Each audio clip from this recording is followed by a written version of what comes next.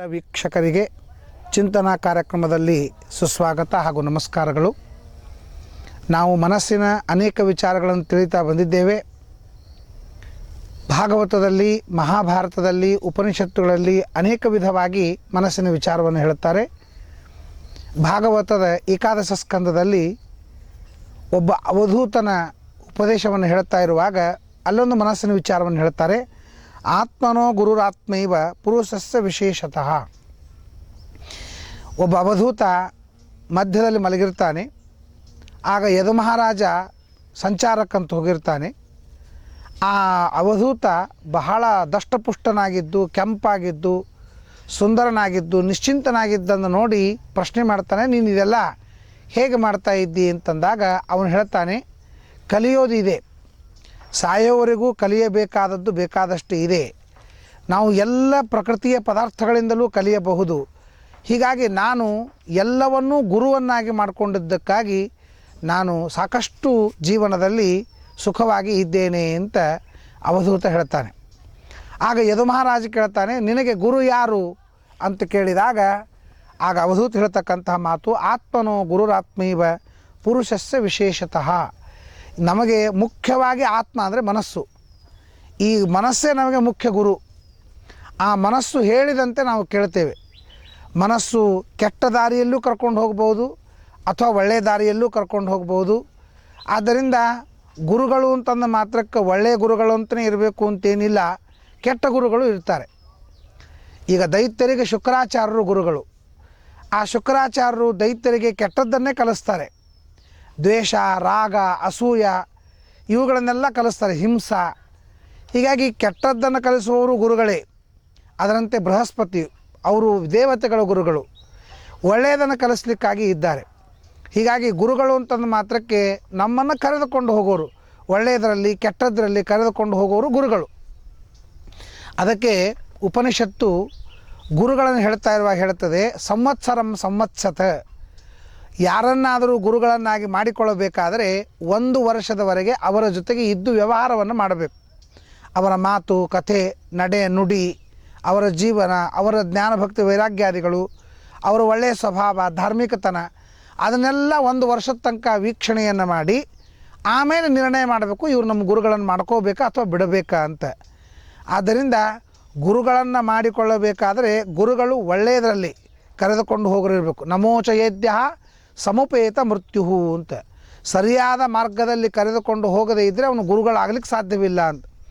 ಆದರೆ ನಮ್ಮ ಪುರಾಣ ಇತಿಹಾಸಗಳಲ್ಲಿ ಮಾತ್ರ ಎರಡಕ್ಕೂ ಗುರುಗಳಿದ್ದಾರೆ. ಶುಕ್ರಾಚಾರ್ಯರಂತಹ ದೈತ್ಯ ಗುರುಗಳು ಇದ್ದಾರೆ, ಬೃಹಸ್ಪತ್ಯಾಚಾರ್ಯರಂತಹ ದೇವತೆಗಳ ಗುರುಗಳು ಇದ್ದಾರೆ. ಆದ್ದರಿಂದ ಗುರುಗಳಾಗಬೇಕಾದ್ರೆ ಮನಸ್ಸೂ ಒಂದು ಗುರು. ಯಾಕೆ? ಮನಸ್ಸು ಒಳ್ಳೆಯದಕ್ಕೂ ಕರ್ಕೊಂಡು ಹೋಗ್ತದೆ, ಕೆಟ್ಟದ್ದಕ್ಕೂ ಕರ್ಕೊಂಡು ಹೋಗ್ತದೆ. ಕೆಟ್ಟದ್ದನ್ನು ಮಾಡಲಿಕ್ಕೂ ಅದೇ ಬೇಕು, ಒಳ್ಳೆಯದನ್ನು ಮಾಡಲಿಕ್ಕೂ ಅದೇ ಬೇಕು ಅಂತ ಅನ್ನೋದಕ್ಕಾಗಿ ಆತ್ಮನೋ ಗುರುರಾತ್ಮೈವ ಪುರುಷಸ್ಯ ವಿಶೇಷತಃ ಅಂತ ಹೇಳ್ತಾರೆ. ಮನಸ್ಸು ಯಾವುದನ್ನು ತಿಳಿಸ್ತದೆ ಆ ರೀತಿಯಾಗಿ ನಾನು ಮಾಡ್ತೇವೆ. ಮನಃ ಪ್ರಗ್ರಹಮೇವಚ. ಇದು ದೇಹವೇ ಶರೀರ ಅಂತಾದಾಗ, ಇಂದ್ರಿಯಗಳೇ ಕುದುರೆಗಳು ಅಂತಾದಾಗ, ಈ ದೇಹವೆಂಬ ರಥವನ್ನು ಜೀವನದಲ್ಲಿ ಕುದುರೆಗಳಿಂದ ಕರೆದುಕೊಂಡು ಹೋಗ್ತಾ ಇರುವಾಗ ಆ ಹಗ್ಗ, ಕುದುರೆಗಳು ಅತ್ತಿತ್ತ ಹೋಗಬಾರ್ದು ಅಂತಲಿಕ್ಕೆ ಹಗ್ಗ ಇರ್ತದೆ, ಮುಗುದಾಣಿ. ಆ ಮೂಗುದಾಣಿ ಯಾವುದು ಅಂದರೆ ಮನಸ್ಸು ಅಂತ ಹೇಳ್ತಾರೆ. ಮನಃ ಪ್ರಗ್ರಹಮೇವಚ ಶರೀರಂ ರಥಮೇವಚ ಇಂದ್ರಿಯಾಣಿ ಹಯಾನಾಹು ಮನಃ ಪ್ರಗ್ರಹಮೇವಚ. ಮನಸ್ಸು ಅಂತ ಅನ್ನೋದು ಹಗ್ಗ ಇದ್ದಂತೆ, ಅದು ಯಾವ ಕಡೆ ಕರೆದುಕೊಂಡು ಹೋಗ್ತದೆ ಆ ರೀತಿಯಾಗಿ ನಾವು ಹೋಗ್ತೇವಲ್ಲ. ಅದಕ್ಕೆ ಆತ್ಮನೋ ಗುರುರಾತ್ಮೈವ. ಈ ಮನಸ್ಸು ಗುರುವಾಗಬೇಕಾದರೆ ಅನೇಕ ವಿಧವಾದಂತಹ ಉಪದೇಶವನ್ನು ಮನಸ್ಸು ಮಾಡ್ತದೆ. ನಮಗೆ ಪೃಥ್ವಿಯನ್ನು ನೋಡ್ತೇವೆ. ಈ ಪೃಥ್ವಿಯನ್ನು ನೋಡಿದಾಗ ಆ ಪೃಥ್ವಿಯಿಂದ ನಮಗೆ ಮನಸ್ಸು ಒಂದು ಉಪದೇಶ ಮಾಡುತ್ತೆ. ಮನಸ್ಸಿನಿಂದ ಪೃಥ್ವಿಯಿಂದ ಇದನ್ನು ಕಲಿ. ಏನು ಅಂದರೆ ತಾಳ್ಮೆ. ಪೃಥ್ವಿಯಷ್ಟು ತಾಳ್ಮೆ ಜಗತ್ತಿನೊಳಗೆ ಯಾರಿಗೂ ಇಲ್ಲ.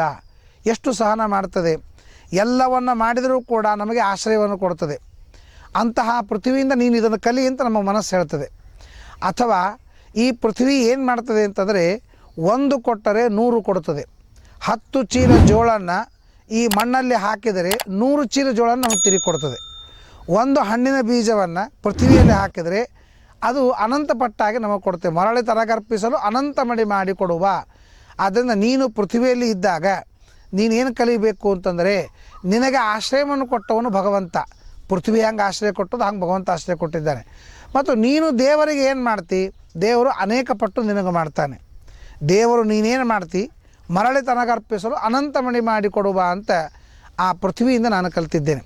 ಇದರ ಜೊತೆಗೆ ಏನು ಅಂತಂದರೆ, ಪೃಥ್ವಿ ತಾನು ಅಲ್ಲದೇ ತನ್ನಲ್ಲಿ ಹುಟ್ಟತಕ್ಕಂತಹ ಸಂತಾನಕ್ಕೂ ಅದೇ ಸಂಸ್ಕಾರ ಕೊಡುತ್ತದೆ. ಈಗ ಪೃಥ್ವಿಯಲ್ಲಿ ಒಂದು ಗಿಡ ಹುಡುತ್ತದೆ. ಆ ಗಿಡ ಹೇಗಿರ್ತದೆ ಅಂತಂದರೆ ಪರೋಪಕಾರ ಮಾಡ್ತಿರ್ತದೆ. ಒಂದು ಹಣ್ಣು ಕೂಡ ತಾನು ತಿನ್ನೋದಿಲ್ಲ. ಇವತ್ತು ಮಾವಿನ ಹಣ್ಣನ್ನು ಮಾವಿನ ಗಿಡದಿಂದ ತೆಗೆದುಕೊಳ್ತಾ ಇರುವಾಗ ಅಷ್ಟು ಬಳ್ಕೊಂಡು ಹೋಗ್ತಾರೆ. ಆದರೆ ಮಾವಿನ ಗಿಡ ನನಗೊಂದೆರಡು ಇರಲಿ ಅಂತ ಎಂದೂ ಮಾವಿನ ಗಿಡ ಹೇಳೋದಂಗಿಲ್ಲ. ಅಷ್ಟು ತೆಗೆದುಕೊಂಡು ಹೋದ್ರೂ ಧಾರಾಳವಾಗಿ ಮತ್ತು ಮುಂದಿನ ವರ್ಷ ಮಾವಿನ ಹಣ್ಣನ್ನು ಕೊಟ್ಟೇ ಕೊಡ್ತದೆ. ಒಂದೂ ತಾನು ಇಟ್ಕೊಳ್ಳೋದಿಲ್ಲ. ಪರೋಪಕಾರಾಯ ಫಲಂತಿ ವೃಕ್ಷ. ಆದರೆ ಮನುಷ್ಯ ಹಾಗಲ್ಲ, ತನಗೆ ಇಟ್ಟುಕೊಂಡೇನೆ ಇನ್ನೊಬ್ಬರಿಗೆ ಕೊಡ್ತಾನೆ. ಆದರೆ ಗಿಡ ಹಾಗಲ್ಲ, ತನಗೆ ಇಟ್ಕೊಳ್ಳಾರ್ದೇ ಇನ್ನೊಬ್ಬರಿಗೆ ಕೊಡ್ತದೆ ಅಂಥೇಳಿ ಭಾಗವತದೊಳಗೆ ಗಿಡ ಕಟ್ ಮಾಡಿದ ಮೇಲೆ ಅದು ಡೈರೆಕ್ಟ್ ಸ್ವರ್ಗಕ್ಕೆ ಹೋಗ್ತದೆ ಅಂತ ಹೇಳ್ತಾರೆ.